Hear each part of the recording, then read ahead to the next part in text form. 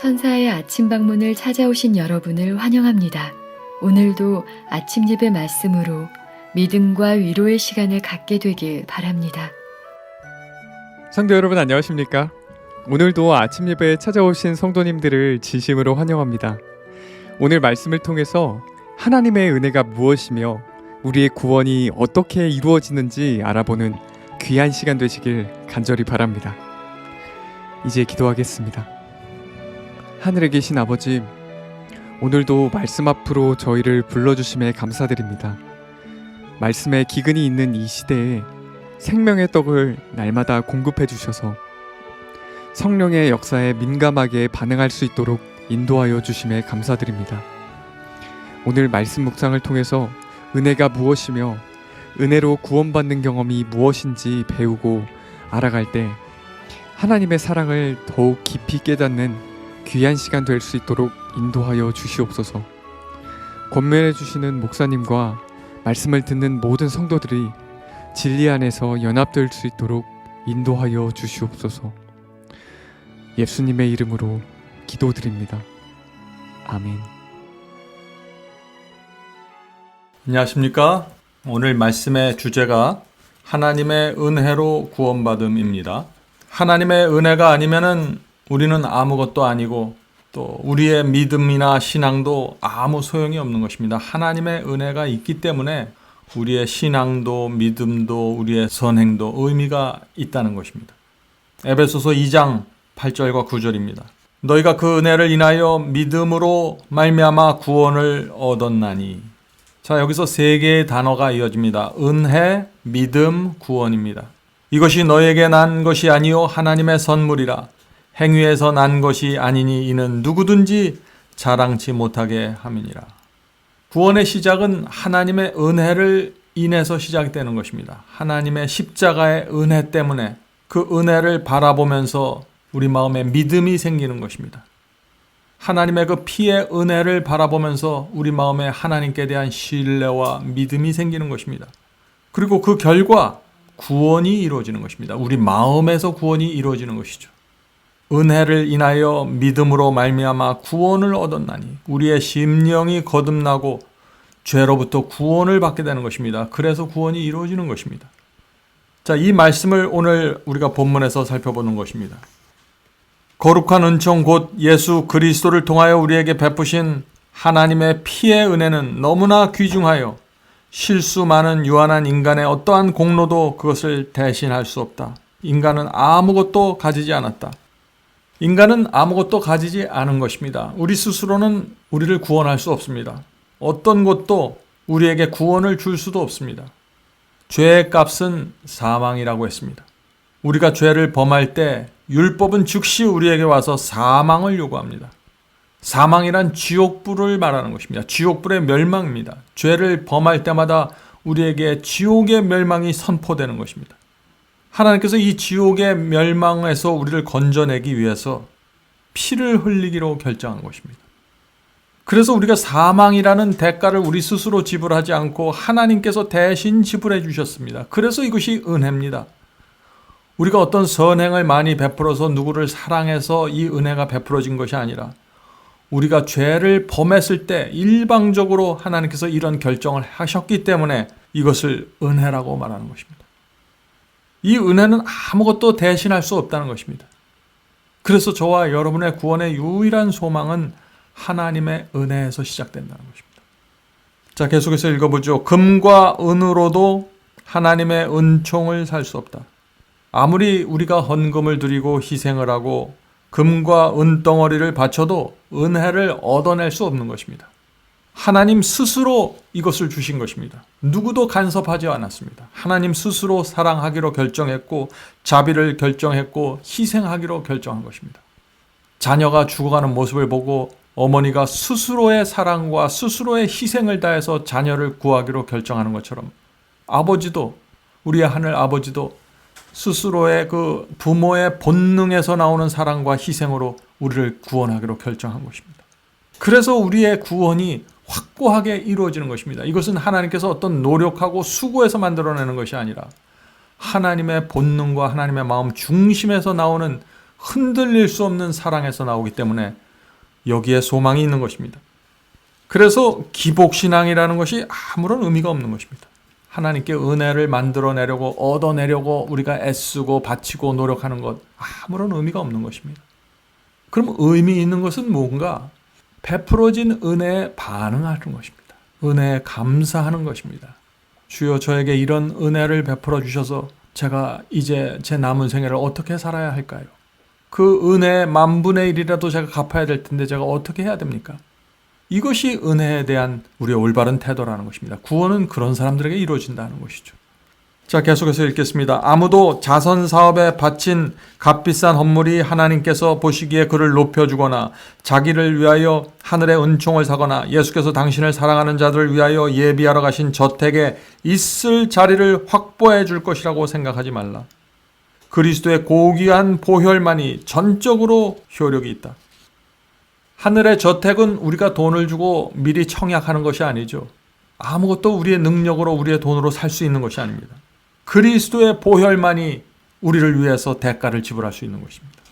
성도 여러분, 이 구원은요, 천사가 피를 흘리고 죽어도 안 되는 것입니다. 또 우리가 우리의 목숨을 내놓아도 단 하나의 죄의 값도 지불할 수 없습니다.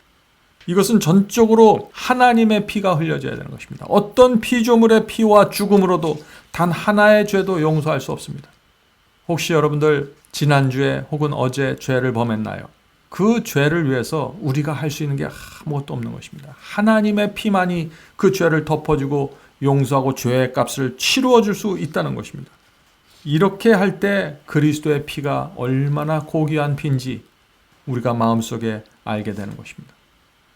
죄는 하나님의 말씀과 계명을 범한 거기 때문에 하나님만이 용서할 수 있는 것이에요. 하나님께서 세우신 그 법과 계명을 범한 것이 죄입니다. 그래서 그 법을 만드신 하나님만이 우리를 용서해 줄 수 있는 결정을 내릴 수 있는 것입니다.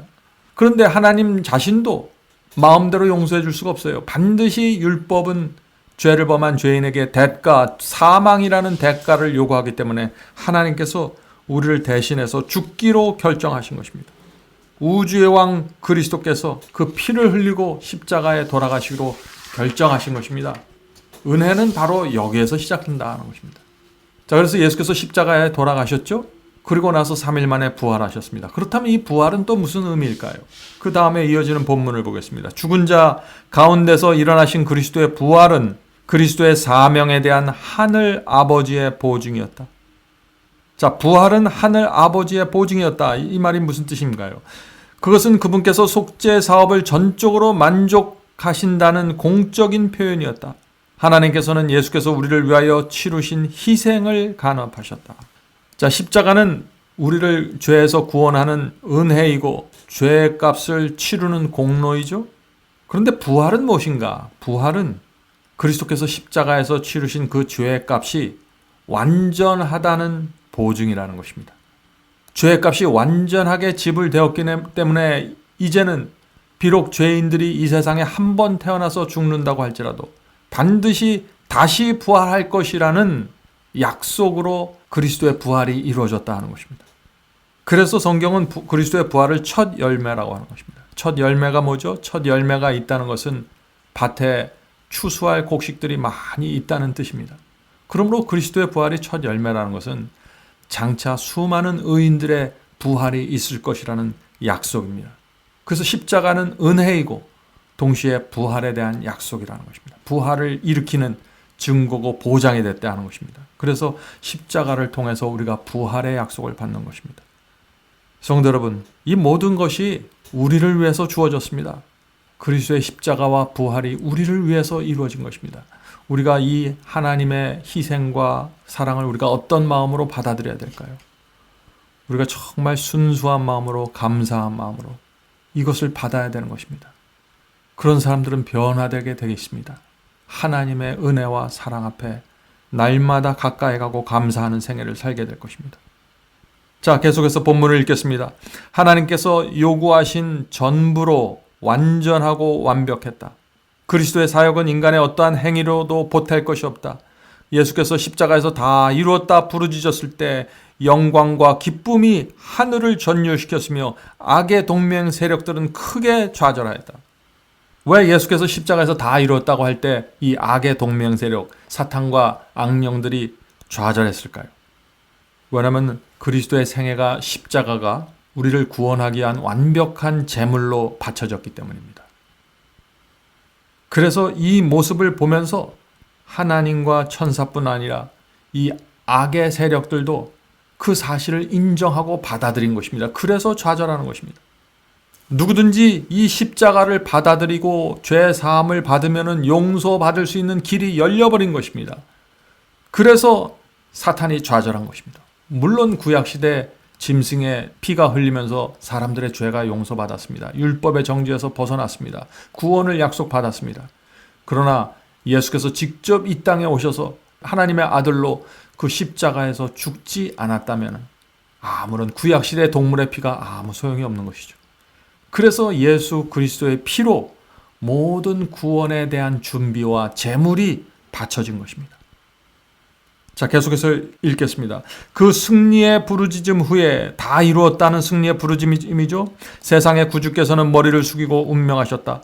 그러나 그분께서는 당신의 죽음을 통하여 정복자가 되셨으며 당신을 믿는 모든 자가 멸망치 하고 영생을 얻을 수 있도록 영원한 영광의 문을 여셨다. 자, 여기서 중요한 표현은 영광의 문을 여셨다는 것입니다. 십자가는 영광의 문을 여는 것입니다. 십자가를 통해서 영광의 문을 열어놓으셨습니다. 그래서 누구든지 당신을 믿는 모든 자가 멸망치 않고 영생을 받게 되어 있습니다. 자, 그렇다면 왜 십자가가 그렇게 영광의 문을 열어놨는데 어떤 사람은 구원을 받고 어떤 사람은 구원을 받지 못할까요? 심지어 교회 다니는 사람들까지, 그리스도를 믿는다고 말하는 사람들까지 어떤 사람은 구원을 받고 어떤 사람은 구원을 받지 못합니다. 왜 그럴까요? 문이 완전히 열려져 있는데. 그것은 십자가는 구원을 위한 준비를 갖춘 것이지 구원을 완성시킨 것이 아니기 때문에. 이것은 구원을 시작하기 위해서 문을 열어놓으신 것입니다. 구원의 기회를 제공해 주신 것입니다. 번제단의 제물이 바쳐진 것입니다. 이제부터는 그리스도의 피를 의지해서 그 문으로 들어가야 구원이 이루어지는 것입니다. 그 문에 들어가지 않기로 결정한 사람들은 구원받을 수가 없죠. 그 영광의 문을 열어놓으신 그 문을 통해서 내가 그리스도의 피를 의지해서 죄사함을 받고 회개하고 이런 거룩한 경험으로 들어가야만 감사의 생애, 은혜를 정말 감사하는 생애, 그런 생애를 살아가야 구원이 이루어진다는 것입니다. 십자가가 아무리 세워져서 구원의 문이 열렸다고 할지라도 내가 십자가를 지고 주님을 따르기로 선택하지 않으면 하나님의 피도 소용이 없는 것입니다. 은혜가 허지로 돌아가는 것입니다. 사탄이 실망하고 좌절한 것이 뭐예요?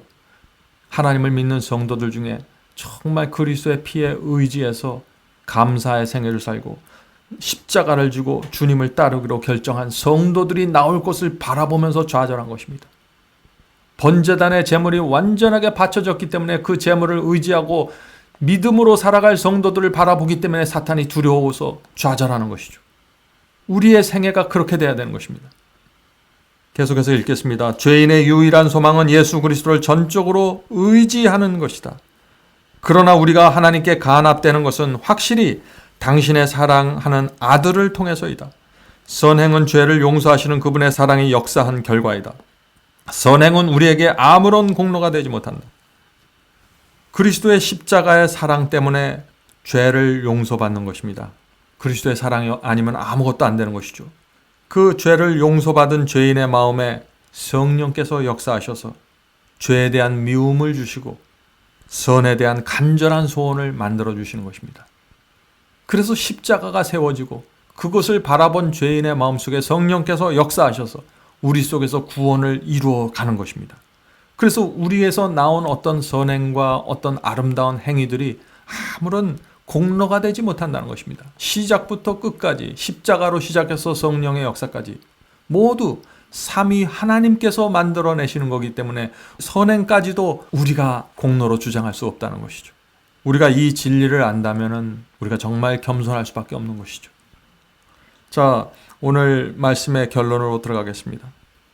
고통당하는 영혼은 그리스도를 믿음으로 평화를 발견할 수 있다. 그는 자신의 선행을 자신의 영혼을 구원하려는 구실로 제시할 수 없다. 하나님께서 피를 흘려주지 않았다면 아무것도 이루어지지 않죠. 많은 경우에 우리가 착각을 합니다. 우리가 선행을 잘 하면은 우리가 구원받을 수 있다고 착각하죠. 우리는 사형수인데, 그래서 사형당할 날을 기다리고 있는 존재들인데, 많은 사람들이 마치 내가 5년만 10년만 모범수로 잘 지나면은 석방될 것을 기대하는 것입니다. 지옥의 정죄로부터 벗어날 수 있다고 착각하는 것이죠. 그래서 열심히 선행을 하는 것입니다. 이것도 하고 저것도 하고 헌금도 드리면서. 그러나 아무리 우리가 선행을 한다고 해서 사형수의 정죄에서 벗어날 수 없습니다. 사형수에게 필요한 것은 오직 하나밖에 없죠. 그것은 뭔가요? 그것은 탕감입니다. 용서입니다. 하나님의 피로 이루어지는 용서입니다. 은혜입니다. 여기서부터 우리에게 소망이 나오고 십자가의 피에서 우리가 이 사형수의 정죄로부터 벗어날 수 있는 유일한 하나의 문이 열린 것입니다. 그 문으로 들어가야 되는 것입니다. 그런데 사탄은 그 문으로 들어가지 못하게 여기서 이 세상을 혼잡하게 만들고 어렵게 만들고 바쁘게 만들고 이기심을 조장하는 그런 분위기를 만드는 것입니다. 그래서 누구든지 십자가를 지고 자기를 부인하기 전에는 구원의 길을 걸어갈 수 없도록 만들어 놓은 것입니다. 성도 여러분, 우리가 어떻게 살아야 될까요? 하나님의 구원하고 멸망하는 결정은 하나님께서 홀로 내리는 것이 아닙니다. 하나님께서 우리의 생애를 지켜보시고 온 우주가 우리의 생애를 지켜보면서 정말 우리가 하나님의 피의 은혜로 구원받았는가를 바라보는 것입니다. 우리가 정말 하나님의 말씀대로 살아가고 감사와 충성하는 마음으로 좁은 길을 걸어갔는지 온 하늘이 그것을 바라보면서 하나님의 결정을 받아들이는 것입니다. 그러므로 하나님께서 우리의 구원과 멸망을 결정하실 때 우리의 생애에 드러난 열매를 보고 판단하실 수밖에 없는 것입니다. 그래야만 온 우주의 거민들과 천사들과 심지어 사탄과 악령들까지도 하나님의 결정에 대해서 동의하고 머리를 수그릴 수밖에 없는 것이죠. 그래서 하나님의 구원과 심판에 대한 결정을 온 우주의 피조물들이 바라보면서 하나님을 영원토록 신뢰하고 존경하고 영광 돌리는 것입니다. 하나님의 심판이 너무나 공정하고 의롭고 자비 속에 이루어진 것을 온 우주의 피조물들이 지켜보았기 때문이죠. 성도 여러분, 십자가에 대한 우리의 태도와 감사가 하나님의 심판에 대한 근거가 됩니다. 하나님의 심판을 도와드려야 됩니다. 우리가 그리스도의 피의 은혜에 대해서 어떻게 반응하고 살아가느냐가 굉장히 중요한 이슈가 되는 것입니다. 오늘 하루도 우리가 그리스도의 피를 의지하고 그분의 희생과 사랑에 감사하면서 십자가에 의해서 활짝 열려진 그 문으로 들어가게 되길 제가 간절히 바랍니다. 이제 기도하겠습니다. 하늘에 계신 아버지, 하나님께서 피를 흘려주시기로 결정해 주셔서 감사합니다. 저희는 그런 주의 사랑을, 주의 은혜를 받을 만한 가치가 전혀 없는 사람들이지만 하나님께서 우리를 불쌍히 여겨주시고 전적으로 자비를 베풀어 주셔서 구원하기로 결정해 주셔서 감사합니다. 십자가를 세워주셔서 그 피로 하늘 들어갈 수 있는 문을 활짝 열어주셔서 감사합니다. 번제단에서 어린 양이 되셔서 완전한 제물로 바쳐주셔서 감사합니다. 주여, 날마다 하나님의 사랑과 희생을 바라보면서 저희의 마음의 문이 열릴 수 있도록 도와주시옵소서. 성령께서 저에게 들어오셔서 저희의 마음속에 죄를 내놓고 하나님께 고백하고 싶은 소원을 주시고 죄를 드리는 마음을 허락해 주시옵소서. 하늘에 계신 아버지, 하나님의 은혜가 저희 마음에 날마다 충만해서 저희가 죄사함과 감사와 충성으로 살아가게 인도해 주시옵소서. 하늘의 피조물들과 온 우주의 피조물들이 하나님의 구원의 결정을 보고 찬양하고 하나님의 공의에 대해서 동의하고 아멘 할 수 있도록 도와주시옵소서. 저희의 생애가 하나님의 구원에 협력할 수 있도록 도와주시옵소서. 하늘에 계신 아버지, 저희가 이 세상에 살면서 하나님께서 이 시대에 주신 이 기별을 분별하고 하나님의 피를 붙잡고 살 수 있도록 도와주시고 이 세상이 주는 어떤 유혹과 시험 속에서도 하나님의 은혜 아래 거할 수 있도록 도와주시옵소서. 이 모든 말씀 예수님의 이름으로 간절히 기도드립니다. 아멘. 성도 여러분, 마지막 사명에서는 아침 예배 채널을 유튜브에서 별도로 운영하고 있습니다. 아침 예배 채널에서는 매일 새벽 4시에 예배 영상이 올려지고 있으며 특별히 아침 9시에 생방송 예배가 진행됩니다.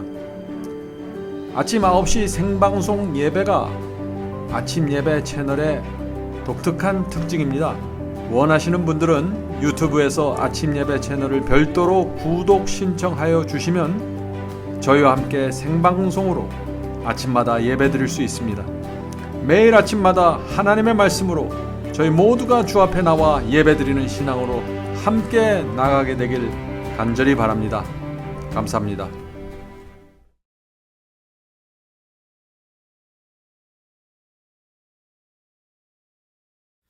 대산을 넘어 한국에 가도 빛 가운데로 걸어가면 주께서 네 버리시기로 약속한 말씀 변치 않네. 하늘의 양 그 밝은 빛이 내 영혼 속에 자고 남지네.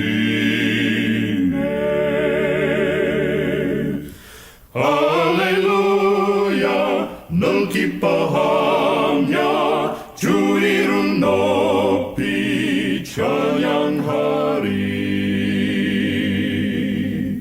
권명한 자비 널 기뻐하며 영원한 장금 목적하고 그 크신 이름 찬양함으로 날마다 빛에 걸어가리. 하늘의 영광 그 밝은 빛이 내 영혼 속에 자고 남지네.